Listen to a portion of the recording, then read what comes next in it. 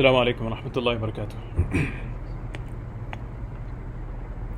إن الحمد لله نحمده ونستعينه ونستغفره ونؤمن به ونتوكل عليه ونعوذ بالله من شرور أنفسنا ومن سيئات أعمالنا من يهده الله فلا مضل له ومن يضلله فلا هادي له نشهد أن لا إله إلا الله وحده لا شريك له ونشهد أن سيدنا مولانا محمد عبده ورسوله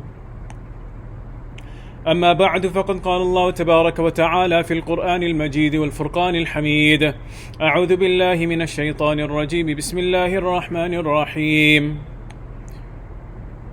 وجعلنا الليل لباسا وقال النبي صلى الله عليه وسلم والله إني لأستغفر الله وأتوب إليه في اليوم أكثر من 70 مرة صدق الله العظيم وصدق رسوله النبي الكريم ونحن على ذلك من الشاهدين والشاكرين والحمد لله رب العالمين.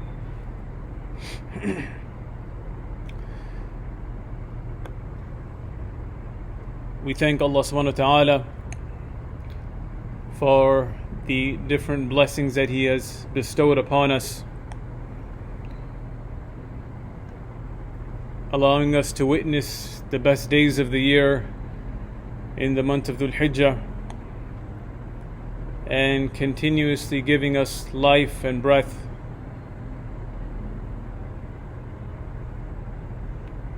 From health to wealth, family and friends to a community at large. We always show gratitude to Allah subhanahu wa ta'ala in every situation that we are placed in as a believer.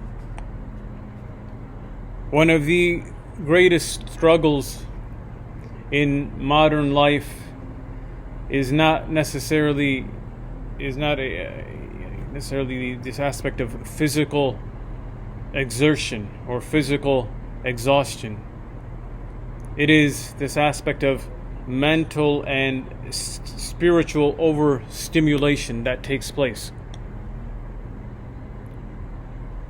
And a lot of the times when we wake up from sleep, the first thing that we do is we grab our phone and we check, do I have any messages? Do I have any notifications? Is there any update on the news? Is there any new reels or videos that I have missed?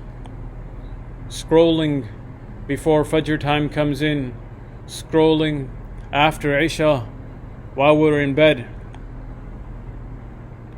For many of us, this aspect of not doing anything, just remaining silent and not having any quote-unquote distractions, that's very uncomfortable.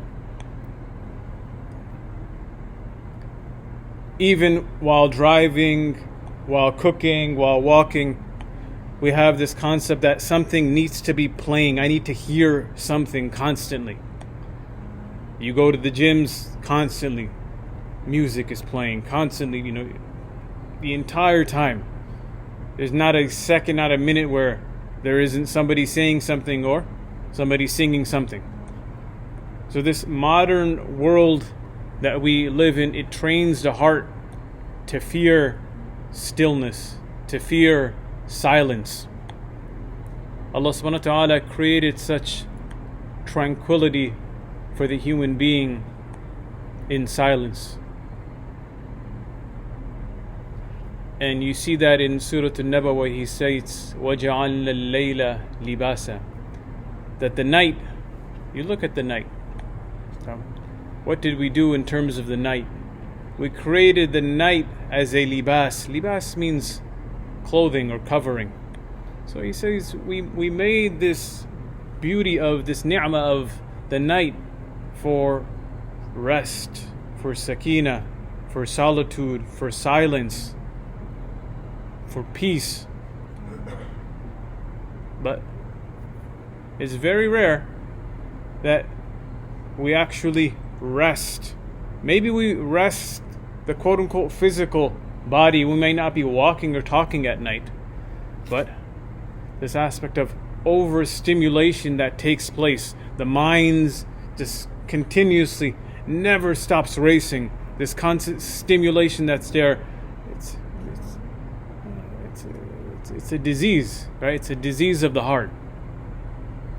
And this overstimulation, this constant stimulation that we see, it affects our concentration in salah. It affects this aspect of patience with the family. It affects your sleep itself, the sleep rhythm itself, your circadian rhythm itself. And most importantly, it affects our connection and our relationship with Allah subhanahu wa ta'ala. So many people are not just tired physically, but they're overloaded and overstimulated internally speaking as well. The heart, this ni'mah of the heart that Allah subhanahu wa ta'ala has given us, it wasn't created for just constant input every single second. The heart it's like soil. You pour too much water, continuously you keep on pouring what you think, okay, the plant needs water, let me keep on giving it water. It's just going to overflow. Nothing's going to settle, nothing's going to grow. As the Prophet ﷺ, he said that إِنَّ هَذِهِ الْقُلُوبِ تَصْدَأُ كَمَا يَصْدَأُ الْحَدِيدِ إِذَا أَصَابَهُ الْمَاءِ. Same tashbih, right? Same analogy that the Prophet ﷺ gives. He says that the heart it rusts just like iron rusts when water touches it. You leave it out there for an extended period of time, it will rust. So that the Prophet ﷺ was asked, Ya Rasulullah, wa ma jila'uha? How can we polish it? Just like how we try to polish up the iron, how can we polish up the heart? So the Prophet ﷺ said two things. He said, كثرة ذكر الموت وتلاوة القرآن. كثرة ذكر الموت وتلاوة القرآن. That what's going to polish the heart? It is the remembrance of death.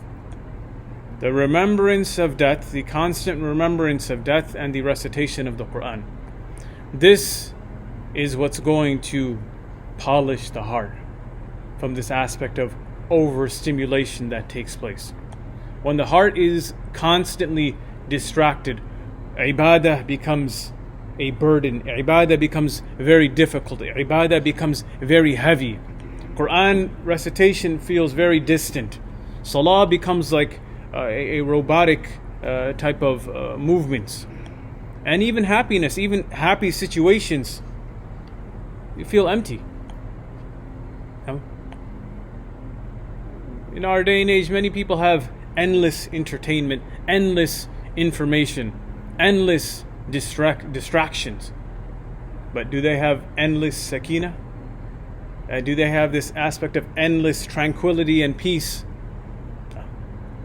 Because sakina and peace and tranquility doesn't come from just being stimulated the entire time. This aspect of overstimulation.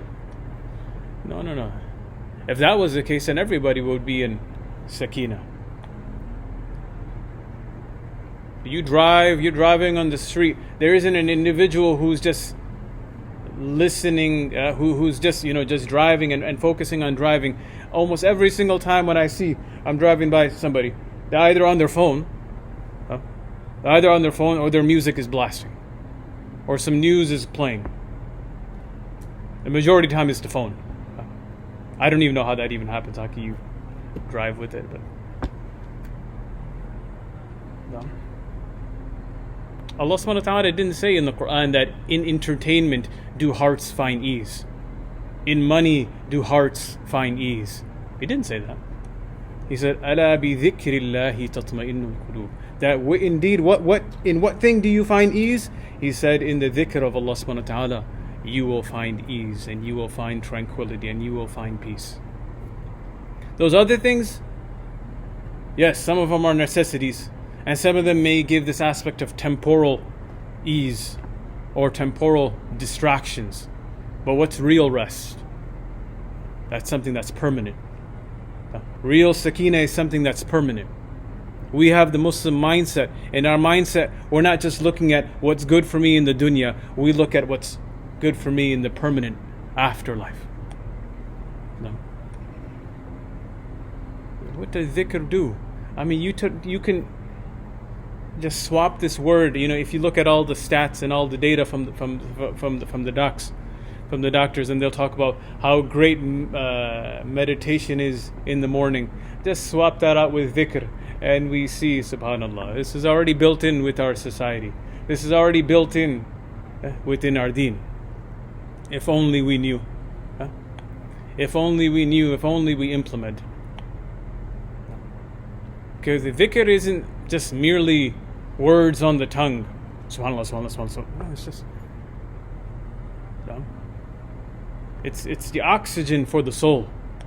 When we say subhanallah, when we say alhamdulillah, when we say la ilaha illallah, when we say Allahu Akbar.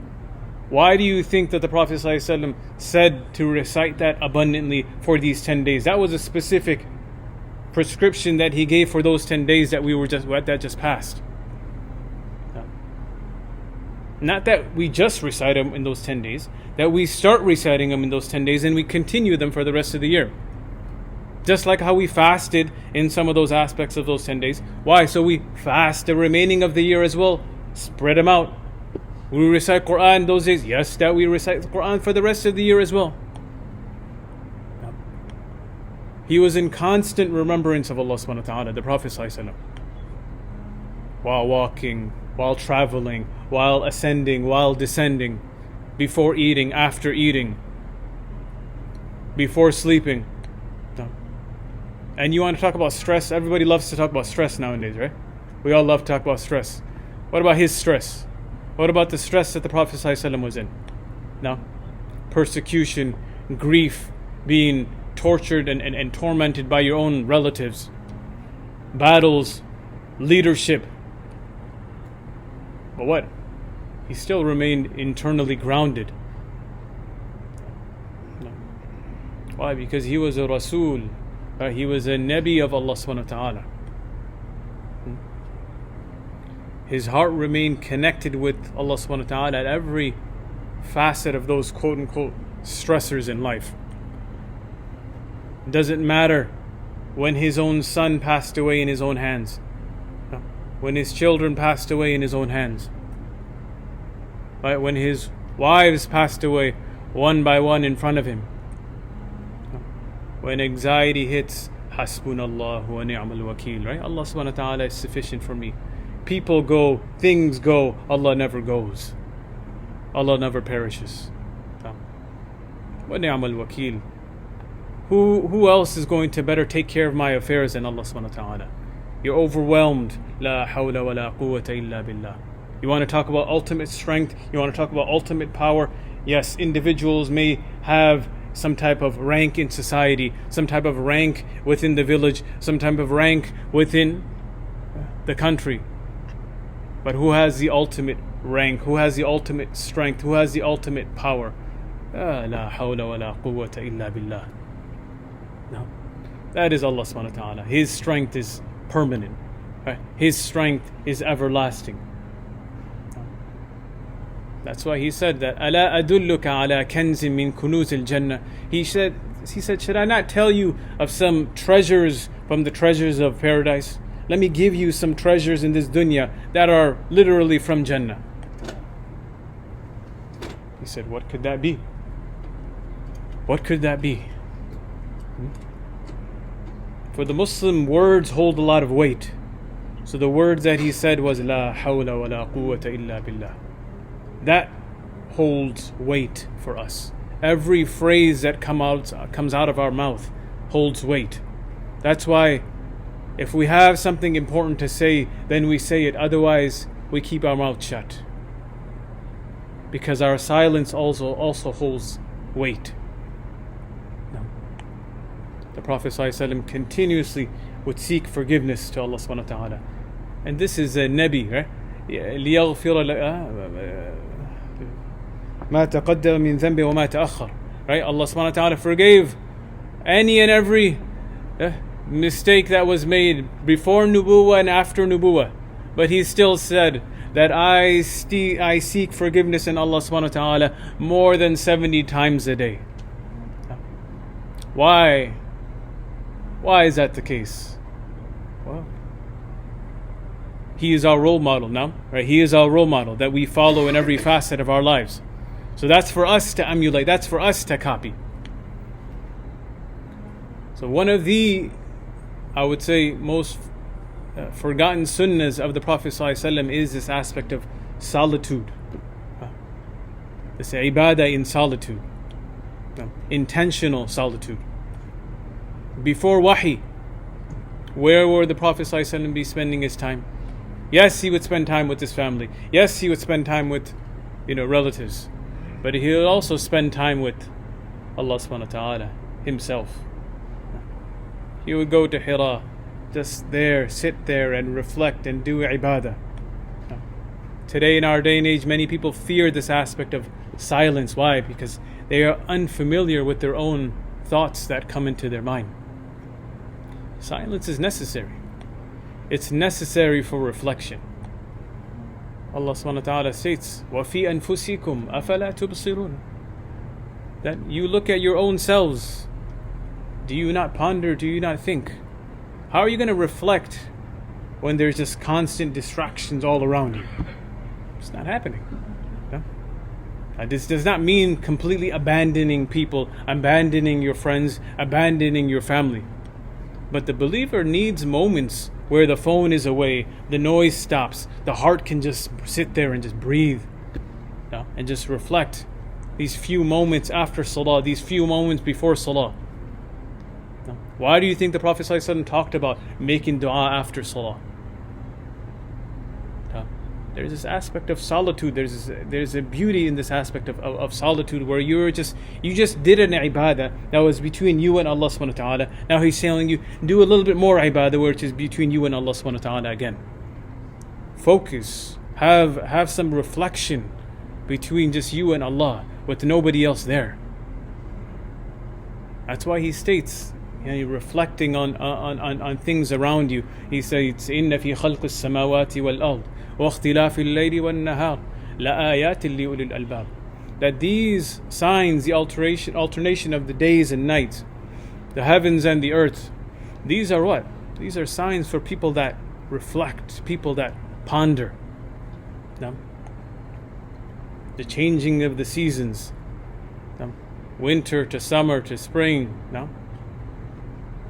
Sometimes as believers we need to just sit in quiet and just reflect without any headphones, without any AirPods, and just reflect on the creation of Allah subhanahu wa ta'ala. Reflect on this ni'mah of the body that He has given you, and make this dhikr. That's where you'll find this ultimate sakina. That's where you'll find this ultimate sakina within Allah subhanahu wa ta'ala. It's not going to be in constantly blasting music in your ears. It's not going to find sakina.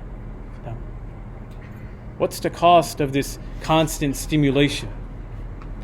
It damages our focus. It damages our ibadah. It damages our relationships. It gives this damages this aspect of emotional stability.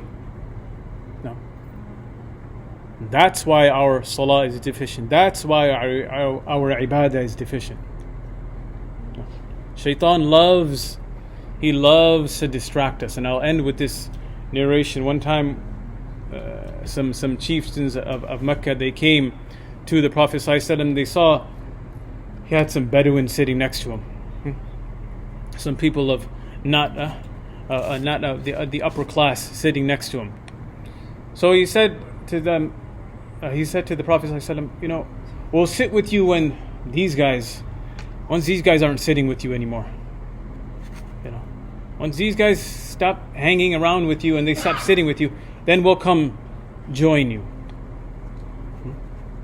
So Allah subhanahu wa ta'ala revealed to the Prophet ﷺ, وَاصْبِرْ نَفْسَكَ مَعَ الَّذِينَ يَدْعُونَ رَبَّهُمْ بِالْغَدَاةِ وَالْعَشِيِّ يُرِيدُونَ وَجْهَهُ.